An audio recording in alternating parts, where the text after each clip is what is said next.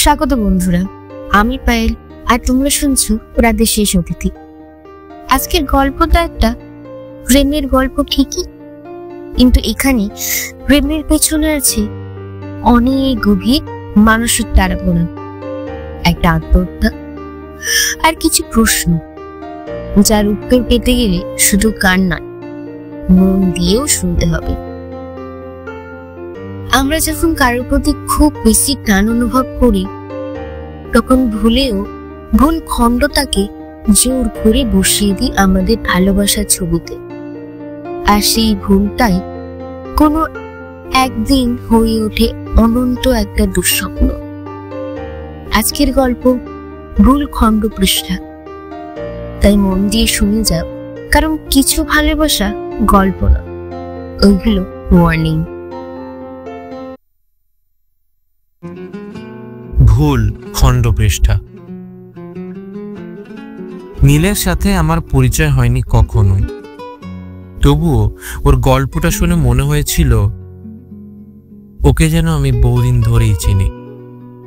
ওর জীবনটা একটা পাজলের মতো ছিল, সাজানো সুন্দর, কিন্তু একটা পিস সবসময় মিসিং। আর সেই মিসিং পিসটা ছিল একটা মেয়ে, রিনি। কলেজে যখন সবাই প্রেম, ফান, ফেস্ট নিয়ে ব্যস্ত, নীল তখন কিছুটা অন্যরকম, একটু চুপচাপ, খুবই ইন্টেলিজেন্ট, আর নিজেকে নিয়ে বেশ ইন্ট্রোস্পেক্টিভ টাইপের। ওর ক্লাসমেটরা ওকে রেসপেক্ট করত, কিন্তু খুব বেশি কি ওর সঙ্গে মিশত না। তবে একটা মেয়ের সাথে ওর অন্যরকম বন্ড তৈরি হয়েছিল, তার নাম রিনি। রিনি আর নীলের মধ্যে একটা সুন্দর বোঝাপড়া ছিল। রিনি ছিল একদম কন্ট্রাস্ট, বসে থাকা, হেসে ফেলা, মিশুকে স্বভাবের, কিন্তু ভিতরে ছিল একটা ব্রোকেননেস, যেটা সহজে কেউ বুঝতো না।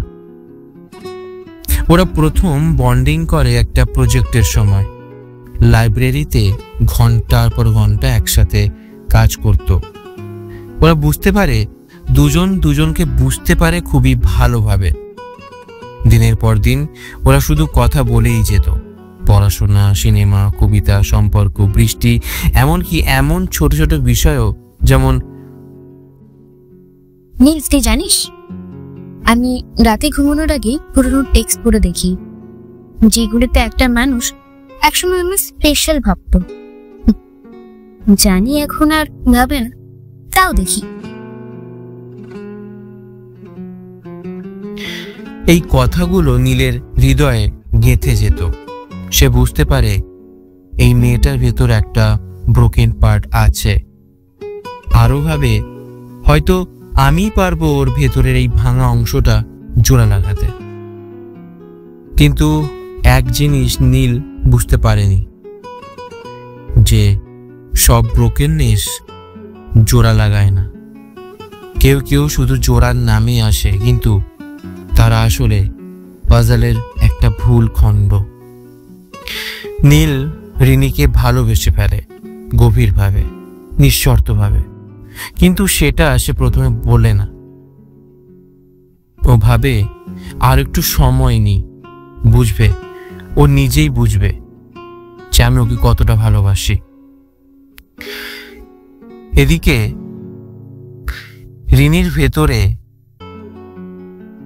একটা অন্য জগৎ চলাচল করছিল। ওর আগে একটা টক্সিক রিলেশনশিপ ছিল, যেখানে ও ভীষণভাবে হার্ট হয়েছিল। তাই ও কাউকে কখনো ওর কাছে আসতেই দিত না, ভয় পেত সেখানে। রিনির একটা হ্যাবিট ছিল রাতে ছাদে গিয়ে বসা। একদিন নীলও ওর সঙ্গে ছাদে যায়। চাঁদের আলো, হালকা বাতাস, আর তার মধ্যে দুজনে নিঃশব্দে বসে থাকে। তখনই হঠাৎ নীল বলে ফেলে, রিনি, আমি তোকে খুব ভালোবাসি। আমি অনেকদিন ধরে ভেবেছিলাম বলবো না, কিন্তু আর পারলাম না। তুই আমার জীবনের সবচেয়ে ইম্পর্টেন্ট মানুষ। তোকে ছাড়া পাজলটা অসম্পূর্ণ লাগে। রিনি চুপ করে যায় কিছুক্ষণ। ওর চোখে জল এসে পড়ে, কিন্তু ও বলে, নীল, আমি জানতাম এটা একদিন হবে, কিন্তু এখন আমি কোনো সম্পর্ক যেতে চাই না। আমি ইমোশনালি রেডি না, তোকে হার্ট করতে চাই না, তাই অনেস্ট থাকলাম। নীল বাইরে থেকে হাসে, বলে, ঠিক আছে, কোনো প্রবলেম নেই। কিন্তু ভেতরে ভেতরে ওই রাতেই ওর ভেঙে পড়া শুরু হয়। ওর ডায়েরিতে সেদিন এন্ট্রি ছিল, কিছু পাজল থাকে যেটায় জোর করে একটা পিস বসাতে গেলেই সব ভুল হয়ে যায়। আমি ওকে ভেবেছিলাম মিসিং পিস, কিন্তু হয়তো আমি ভুল পাজল খেলেছিলাম। পরের কয়েকটা দিন ও চুপচাপ থাকে, কেউ বুঝতে পারে না ওর ভেতরে কি চলছে। একদিন হঠাৎ কলেজে নীল আসে না। সেই দিনটাই ছিল ভয়ঙ্কর। রিনি কয়েকবার ফোন করে, কোনো উত্তর নেই। পরে ওর এক বন্ধু এসে জানায় নীল আত্মহত্যা করেছে। প্রথমে রিনি বিশ্বাসই করতে পারে না। ও তো ঠিক আগের সপ্তাহেই ওর সাথে হাসছিল, গল্প করছিল। তারপর যখন সব স্পষ্ট হলো, তখন গিল্টি, অপরাধবোধ, কষ্ট সব একসাথে চাপা পড়ে যায় ওর ওপর। নীলের মা একদিন কলেজে এসে একটা কথা বলে, তুমি ওকে একটা সুযোগ দিতে পারতে, একটা কথাই না। এই কথা শুনে রিনির মনের ভেতরটা একটা বিশাল ধ্বংস শুরু হয়।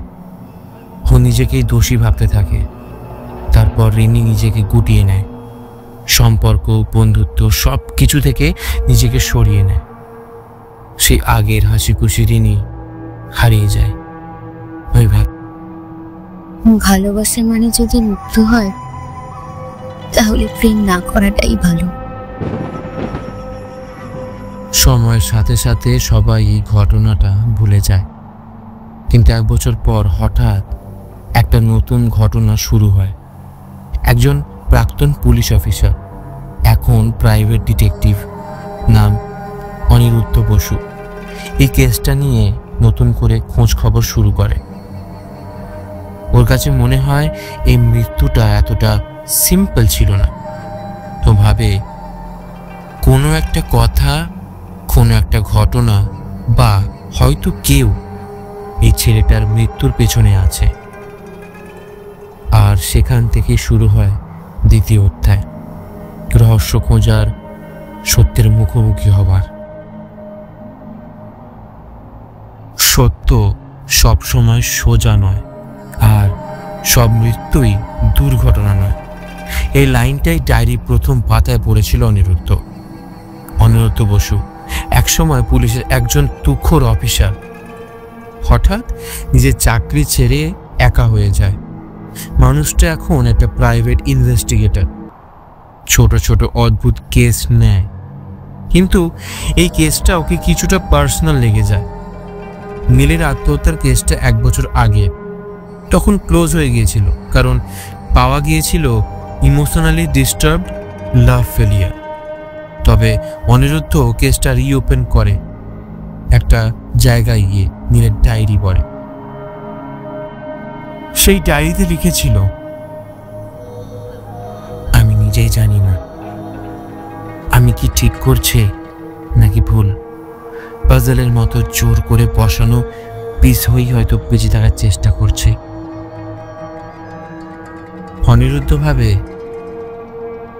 কেন একজন ছেলে যে টপার, হিউম্যান, ডিসেন্ট, কোনো ড্রাগ নেই, হঠাৎ করে একটা প্রেমে হতাশ হয়ে এমন কাজ করে ফেলবে?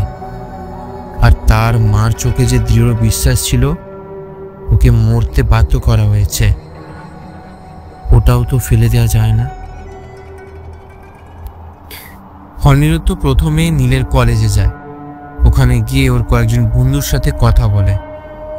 একটা বন্ধু বলে, দাদা রিনির সাথে একটু বেশি ক্লোজ ছিল ঠিকই, কিন্তু নীল পাবলিকলি ব্রেকআপ বা কষ্ট কিছু পেয়েছে বলেনি।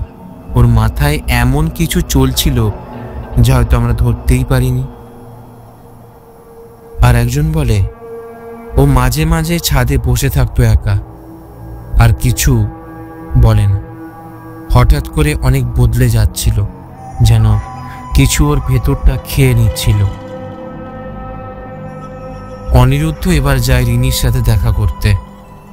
রিনি তখন একটা এনজিওতে কাজ করে, একদম নিঃশব্দ, একা একা। অনিরুদ্ধ কথা বলতে চাইলে প্রথমে রাজি সে হয় না, তবে পরে বলে,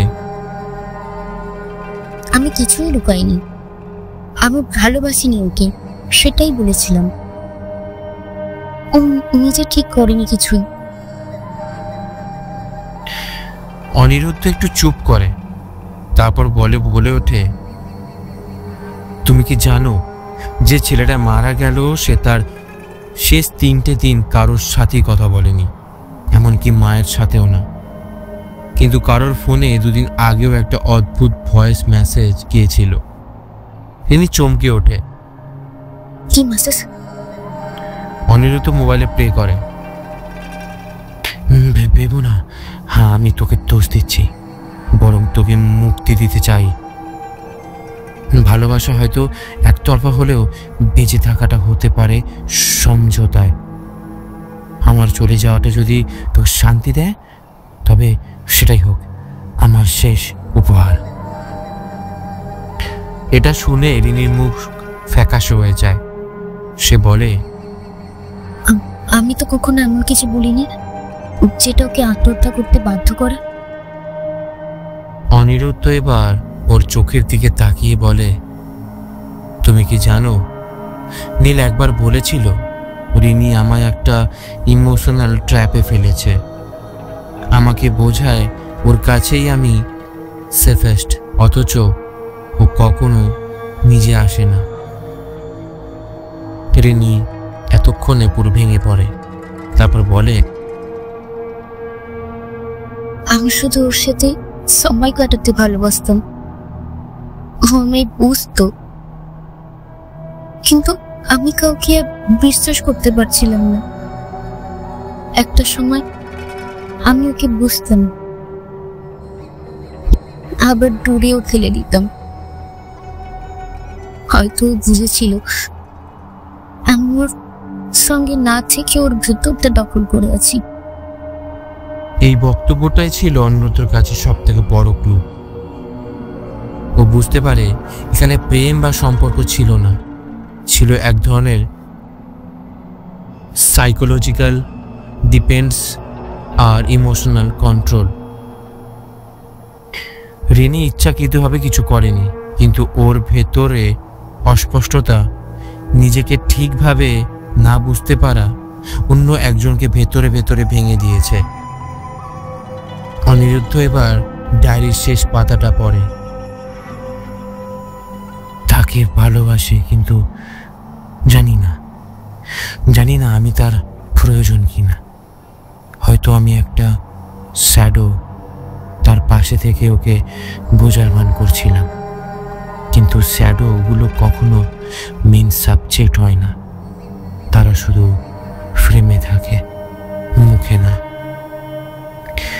এই পাতাটা অনিরুদ্ধ রিনিকে পড়ে শোনায়। রিনি তখন বলে, আমি নিজেকেই ক্ষমা করতে পারিনি, এই কাউকে ভালোবাসাও বন্ধ করেছি।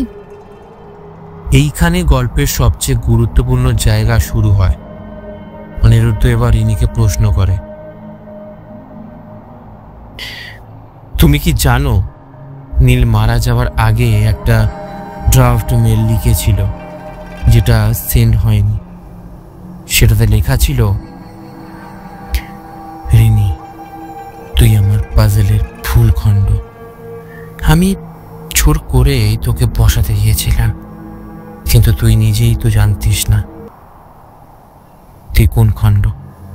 আমি মরছি নিজের ভুল সিদ্ধান্তে, তোর ভালোবাসার হবে না। এই কথাগুলো রেনিকে ভেঙে দেয় না, বরং কিছুটা মুক্তি দেয়। ও বুঝে যায় এই মৃত্যুতে ও দায়ী ছিল না।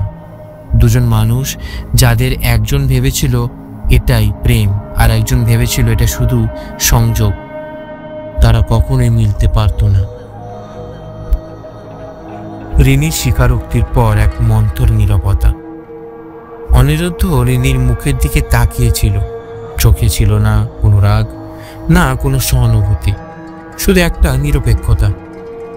ও বলে, তুমি ওকে খুন করনি, এটা ঠিক, কিন্তু ওর ভেতরটা তুমি ধ্বংস করে দিয়েছিলে ধীরে ধীরে।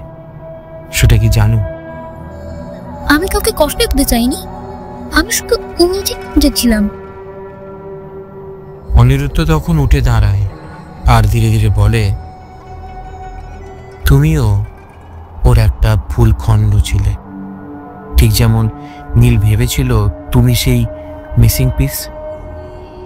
জীবন মানেই সব পাজল মিলবে এমন তো না, কিন্তু কেউ যদি অন্য কারোর অসম্পূর্ণতাকে নিজের দায়িত্ব ভাবে, তখনই শুরু হয় এক বিপদ। অনিরুদ্ধ নিজের জীবনে এক ভয়াবহ মিল ছিল এই ঘটনার সাথে। ঘরে ফিরে অনিরুদ্ধ নিজের পুরনো একটা বাক্স খোলে। সেখানে একটা পুরনো ছবি, একটা মেয়ে, আর ওর পাশেই অনিরুদ্ধ দাঁড়িয়ে। ও আস্তে আস্তে বলে, তুইও একটা ভুল ছিলিস আমার জীবনে, তোকেও বসাতে গিয়েছিলাম জোর করেই হয়তো, আর শেষমেশ তোর মৃত্যুর পর আমি বুঝলাম সব পাজলস সম্পূর্ণ হতে হবে না। সেখানে দর্শক বুঝে যায় অনিরুদ্ধ নিজেও এমনই একটা অভিজ্ঞতার মধ্যে দিয়ে গেছে। তাই এই কেসটা ওর কাছে শুধুমাত্র পেশা নয়, ছিল ব্যক্তিগত। তদন্তের শেষ দিকে এক চমক। কেস ক্লোজ করার আগে অনিরুদ্ধ শেষবারের মতো নীলের মোবাইল ফরেন্সিক টিমকে দেয়। একটা ভয়েস রেকর্ড উদ্ধার হয়, যেটা আগে কেউ খেয়াল করেন। নীলের কণ্ঠস্বর, তাকে ভালোবেসেছি এটা সত্যি, কিন্তু এখন বুঝি ও আমায় ভালোবাসে না, এটাও সত্যি। তবে আমি চাই ও যেন কখনো নিজের মতো করে বাঁচতে শেখে। ও নিজেকে বোঝেনি, আমি শুধু ওকে বুঝে উঠতে চেয়েছিলাম। আমি মরছি কারণ আমি ওর অভাব মেনে নিতে পারছি না, ওর দোষ নয় এটা। এই কথাগুলো শোনার পর অনিরুদ্ধ চুপ করে থাকে। ও নিজের রিপোর্টে লেখে, এই কথাগুলো শোনার পর অনিরুদ্ধ চুপ করে থাকে। ও নিজের রিপোর্টে লেখে, self driven emotional breakdown due to idealized love reaction. Victim held on one responsible directly. However, the case is a prime example of one-sided psychological overdependency. রেনির শেষ সিদ্ধান্ত রিডেম্পশন বা পানিশমেন্ট। 2 মাস পর অনিরুদ্ধ চিঠি পায় রিনির কাছ থেকে, একটা ছোট্ট চিঠি। সেখানে লেখা, আমি আর কোনো সম্পর্কে যাব না, সেটা শাস্তি নয়, আমাকে নিজে বোঝার সময়। আমি জানিস ওর মৃত্যু আমার জন্য না হলেও আমি ওকে বাঁচাতে পারতাম, যদি আমি নিজের মধ্যে সাহস খুঁজে পেতাম। রিনি এখন একটা পাহাড়ি গ্রামে শিক্ষিকা হয়ে গেছে, কাউন্সেলিং শেখে নিজে, আর ব্রোকেন তরুণদের নিয়ে কাজ করে।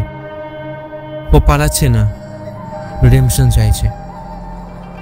অনিরুদ্ধর কণ্ঠ শোনা যায়, আমরা অনেক সময় এমন কাউকে ভালোবাসি যাকে পাওয়ার কথা ছিল না। তারা আসে, একটু সময় কাটায়, আমাদের ভেতরে কিছু গেঁথে দিয়ে চলে যায়। আমরা তাদের পাজল বানাই, কিন্তু ভুল খণ্ডদের কখনো জোড়া বসাতে পারি না। নীলের ডায়েরির শেষ লাইন, ভালোবাসা মানে পাওয়া না, ভালোবাসা মানে কারোর অস্তিত্বে নিজের ছায়া না ফেলেও পাশে থাকা। ভালোবাসা সবসময় মিলন দেয় না, কখনো সেটা একটা শিক্ষাও দিয়ে যায়। যে কারোর জন্য নিজের অস্তিত্ব ভুলে যাওয়া সবসময় ঠিক সিদ্ধান্ত নয়। তোমরা শুনলে আজকের গল্প ভুল খণ্ড পৃষ্ঠা। গল্পটা কেমন লাগলো কিছু কমেন্ট করে জানাতেই হবে। তোমাদের মতামতই আমাদের পরের গল্প বলার অনুপ্রেরণা। যদি গল্পটা ভালো লেগে থাকে লাইক করো, শেয়ার করো তোমার বন্ধুর সাথে যাদের এমন মনস্তাত্ত্বিক গল্প ভালো লাগে। আর এমন আরো গল্প পেতে চাইলে সাবস্ক্রাইব করে পাশে থেকো, আর পাশে থাকা সেই বেল আইকনটিও চাপিয়ে দিও, কারণ রোজ রাতে তোমার দরজায় করার আগে রাতের শেষ অতিথি।